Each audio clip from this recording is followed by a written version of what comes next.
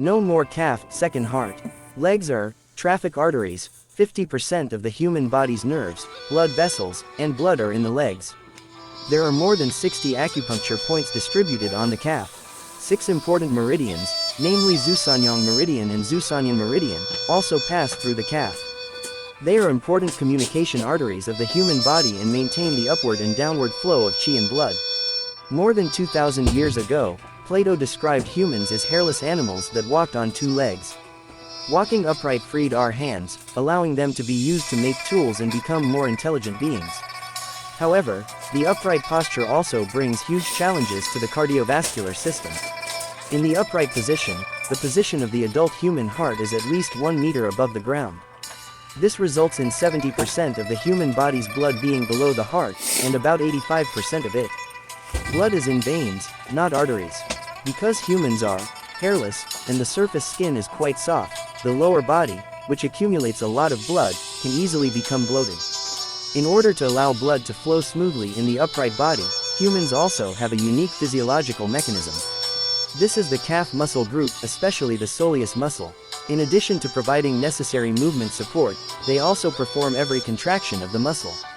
The heart also pumps blood from the legs back to the heart. This special ability has earned the calf muscles the title of the second heart, the peripheral heart. Under the influence of gravity, about 70% of the human body's blood will be concentrated in the lower body. The calf is like a pump, which can receive the blood slowly sent down from above, and then resist gravity, and strive to send the blood back to the heart, and it works day and night. The function of the calf muscle is extremely important. Above is the second heart.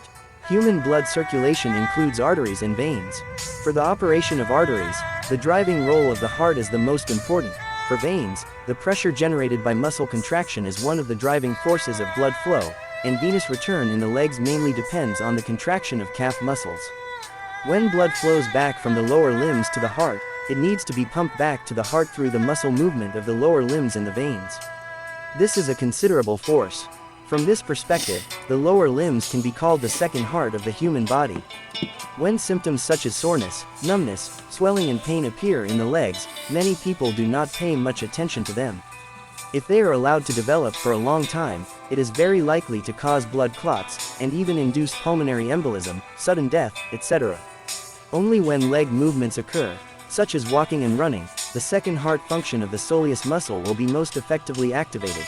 The action signal is generated, the nervous system will stimulate the contraction of the calf muscles, and the blood in the calf will be squeezed and the veins gradually return blood to the heart, thus realizing the blood return of the lower limbs and the function of pumping blood like the heart. Of course, the muscles of the thighs, calves, and feet will all work during the entire process, but when it comes to head work, the calf muscles, especially the soleus, are the most important, producing a huge pressure 220-220% higher than at rest 230 mm Hg. Throughout the process, the efficiency of muscle contraction is key. Therefore, the stronger and more powerful the calf muscles are, the more efficiently they can function. Correspondingly, people who sit for a long time or lack exercise tend to have weaker calf muscles, and the chronic venous function of the lower limbs is relatively poor. A common condition is that the calves look too slender, or have obvious edema, and some may also suffer from edema. The occurrence of varicose veins, etc. In recent decades, the proportion of people with chronic venous dysfunction in the lower limbs has increased, and it has become a very common modern disease. This is why it is often recommended in recent years that adults should walk more and strive for 8,000-10,000 steps a day.